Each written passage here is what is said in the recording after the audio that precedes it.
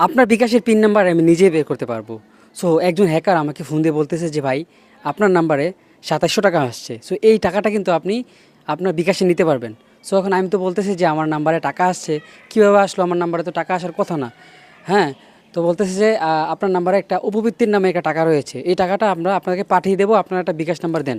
হ্যাঁ, তো এরকম একটা মেসেজ করছিল। ওকে, তো তারপর আমি কি করছি, তাদেরকে আমার বিকাশ নাম্বারটা দিয়ে দিছি। তো তারা বলতেছে যে আপনার এই টাকাটা পাওয়ার জন্য আমাদের কিছু শর্ত আছে, শর্তগুলো পূরণ করতে হবে। সো আমি ভাবতেছি হয়তো এই উপবৃত্তি টাকা হয়তো আমার কোনো ইনফরমেশন চাবে, চাওয়ার পরে আমাকে আমার ওই টাকাটা আমাকে দিয়ে দিবে যদি আমার নামে ওই টাকাটা উল্লেখ থাকে। সো ধরেন আপনার নামে উপবৃত্তির টাকা হোক বা যে কোনো টাকা হোক, আপনাকে আপনি আপনি যদি কারো কাছ থেকে টাকা পান বা আপনি যদি কারো কাছ থেকে টাকা আনেন, সেক্ষেত্রে কী করবেন, আপনি আপনার নাম্বারটা দিবেন, তারা আপনাকে টাকাটা সেন্ড করে দিবে, তারপর আপনার লাস্ট নাম্বারটা বলে দিবে। এরকমই তো তারা কি করে জানেন, তারা বলতেছে যে আপনার নাম্বারে টাকাটা পাঠাবো, সেজন্য আপনাকে যেটা করতে হবে, আপনার একটা নাম্বার দিবেন প্রথমেই, যেটা নাম্বার দেওয়ার পরে তারপর হচ্ছে আপনার মোবাইলে থাকা ক্যালকুলেটর অপশনে যান।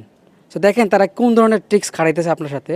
সো তারা কী করছে, আমাকে ক্যালকুলেটরের মধ্যে নিচ্ছে। তো দেখেন আমি পাশে আমার ক্যালকুলেটরে রাখছি, হিসাবটা দেখাই দিচ্ছে আপনাদেরকে কীভাবে আপনার বিকাশের পিন নাম্বার, নগদ, রকেট সব কিছুর পিন নাম্বার কীভাবে হ্যাক করে এইরকমভাবেই। তারপর কি কি বলতেছে যে এখানে আপনার বিকাশের পিন নাম্বারটা উঠান। সো ধরেন আমি আমার ক্যালকুলেটরের মধ্যে আমার পিন নাম্বারটা উঠাইছি, তারা তো আর দেখতেছে না। তো আমি এখান থেকে আমার পিন নাম্বারটা উঠাইলাম, উঠানোর পর তারা আমাকে বলতেছে এখন আপনি এটা গুণ দেন। গুণ দিলাম, মানে গুণের অপশনটা উঠাইলাম। তারপর বলতেছে আপনি এখানে ২০০০ মানে ৩০ দেন। ধরেন ২০০০ আমি ৩০ দিলাম, তারপর এটাকে মানে সমান সমান করতে করতে বলতেছে। সমান সমান করার পর এটা আপনার ৯ ডিজিটের একটা নাম্বার আসে, এই নাম্বারটা তারা আমার কাছ থেকে চাইতেছে। হ্যাঁ, সো এই নাম্বারটা তারা নিয়ে কী করবে, এখানে দেখেন ৯ ডিজিটের নাম্বারের মধ্যে আপনার পিন নাম্বারের কোনো মানে অস্তিত্বই নেই। তারপর কী করছে, তারা এই নাম্বারটা নিয়ে বিকাশের পিন নাম্বারটা কীভাবে বের করে দেখেন। তো এইখান থেকে আপনার মনে করেন যে ৯ ডিজিটের নাম্বারটা আপনি তাদেরকে দিলেন, মানে আপনার বিকাশের পিন নাম্বারটা আপনি দিয়ে দিলেন। তো এই পিন নাম্বারটা কীভাবে বের করে জানতে চান, অবশ্যই এখনই চ্যানেলটাকে সাবস্ক্রাইব করেন, আর অবশ্যই ভিডিওতে একটা লাইক করে আমাদের নতুন করে ভিডিও বানানোর উৎসাহিত বাড়িয়ে দেন। সো তারপর কী করে জানেন, এই নাম্বারটা মানে এই যে ৯ ডিজিটের নাম্বারটা আপনার তারা উঠায় ক্যালকুলেটরের মধ্যে, উঠানোর পরে এখান থেকে আবার ভাগ দেয় ২০৩০ দিয়ে। যখন ২০৩০ দিয়ে ভাগ দেয়, তারপর এখান থেকে দেখেন আপনার পিন নাম্বারটা প্রথমে যেটা দিছি আমি, সেই পিন নাম্বারটা কিন্তু এখানে উঠে গেছে।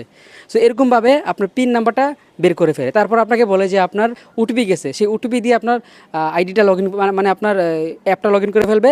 লগ ইন করার পরে পিন নাম্বার দিয়ে টাকাটা উঠে ফেলবে।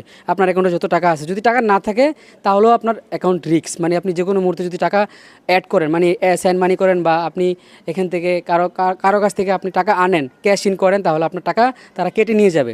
সো অবশ্যই যেটা করবেন, এই ধরনের হ্যাকার থেকে আপনারা সবাই দূরে থাকবেন।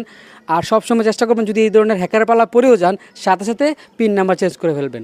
সো এই ছিল আজকের ভিডিওটি। যদি ভিডিওটি ভালো লাগে থাকে তাহলে অবশ্যই ভিডিওতে লাইক করে দিবেন, আর অবশ্যই যেটা করবেন আমাদের চ্যানেলটিকে এখনই সাবস্ক্রাইব করে দিন। দেখা হচ্ছে পরবর্তী নেক্সট ভিডিওতে, সেই পর্যন্ত ভালো থাকবেন।